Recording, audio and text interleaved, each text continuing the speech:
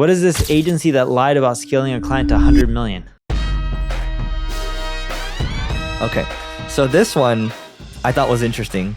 This little ad over here, this guy, 𝗔𝗕𝗢𝗨𝗧. So you can see Our strategy helped launch Vessi from a startup to 100 million in annual revenue. Yeah. Is Vessi a shoe company? Shoe company, yeah. So this is an agency guy claiming that it shot up to 100 million in revenue, right? 6x lifetime ROAS, 263% improvement, right?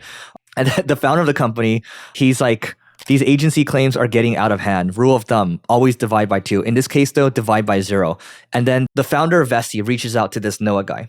Okay, are you following? The agency guy. So the founder says, hey, long time, man. Been seeing the ad you've been running with Vessi and getting too many people sending it over because the claims are way too wild. Can you turn it off? And then the agency guy says, hey, man, can you tell me what claims are off and we can get those corrected if they aren't? And then the Vessi founder is like, could you just take down all the ads using our name and referencing us? We don't want any of these marketing materials out there. And then the agency founder, Noah, he's like, Tony, that's not really fair. Part of our terms and conditions is the ability for us to share our success stories. I have verified all the info in the case study is correct. I'm happy to work with you if there's something you don't like, right? And then so this founder over here of Vessi just starts going off.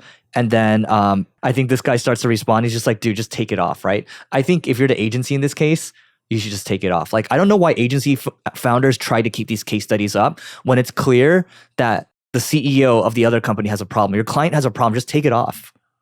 You know, I went through the same thing, right? Personally. For what? I hired an agency in Canada. I don't know when this was, called like 7-8 years ago. And they were helping you out with some technical SEO issue. And they were supposed to help with the implementation and all this kind of stuff. Mm-hmm. And I didn't have the time. I already knew how to do it myself. And they helped a little bit. It wasn't working out well. I just had my dev just ended up doing most of the work. Didn't pay him much at all. When I say much at all, like, I don't know what the dollar amount was, few $1,000s, 10 grand max or something small like that. And we pretty much didn't need help. It wasn't working out. Over time, our traffic went up. I think it was like 30-ish% from SEO using the stuff that I hired them for, but I already knew that stuff and I was trying to get them to just help implement it. So then they had a case study running on their website, how they helped me and NP Digital grow our traffic by 30%. And I was like, dude, take this off. This is not anywhere near the truth. They're like, well, we disagree with you, yada, yada, yada. And I'm like, dude, I have emails of me not being happy. I'm like, this is just silly. And then they wouldn't remove it. I was like, sounds good. I'm like, and they were just telling people like, we're the ones who drive Neil all this traffic. I'm like, oh my God. So I was like, all right, you don't want to listen? And they're like, nope. You know, we did everything that's fine. You signed a contract. And I was like, dude, all right, fine. You want to deal with it this way? I'm just being really nice. I have lawyers on staff, and so I don't have to pay legal bills, right? Although technically we also use outside firms as well, so we always have legal bills. But you combine both of them, you know, I probably spend more on legal. I don't know how much we spend on legal. By the way, this is the stuff that riles Neil up. Neil will spend time on this. Yeah, and we spend millions a year on legal, right? Yeah. Just globally, internal and external costs. So I was like, you know what? Screw this shit. Screw this guy. I'm not dealing with this shit. And we just started sending him legal notices and we're like, we will take you to court, F off. You're not being nice. We're really kind. And yeah, all of a sudden they kindly removed it. Yep. And I was like, oh yeah, now you want to play ball. Yeah. Either do it now or you're just going to get your ass sued. Yeah. And so I just don't, like, you have to have some type of, like, how can you have not, this is you should feel some shame, right? When this is happening, just take it off. But these people don't feel shame. And by the way, Nick Shackelford, remember Nick Shackelford?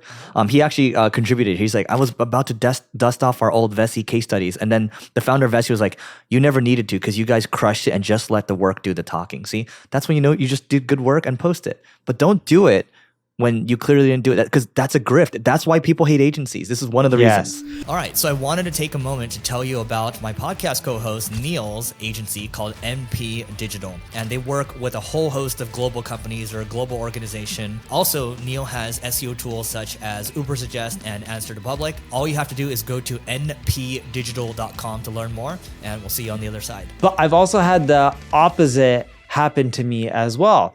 So we used to do the marketing for TechCrunch back in the day when Michael Arrington and Heather Horday used to run it. And we grew their traffic like crazy from search, had screenshots of the analytics, okay? Had testimonials from Heather and Michael Arrington. Heather technically wrote it on Michael's behalf, but they both gave us authorization to use it.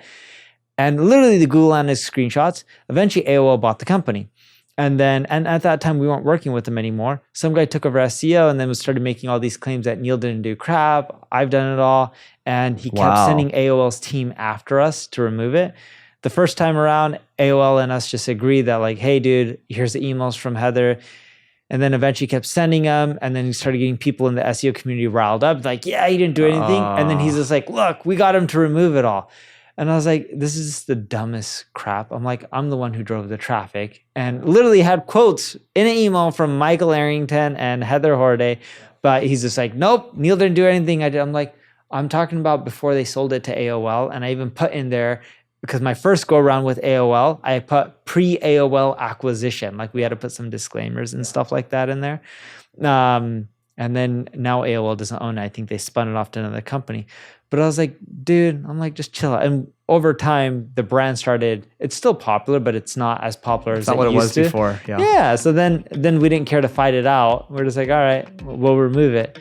But sometimes it can go both ways. And yeah, in these two cases, I felt, I was in the right, but there's probably other scenarios where people have dealt with me or you where they feel they're right. Yeah. So that's what it is, guys. If you guys have any other questions, let us know. And that being said, we'll see you tomorrow.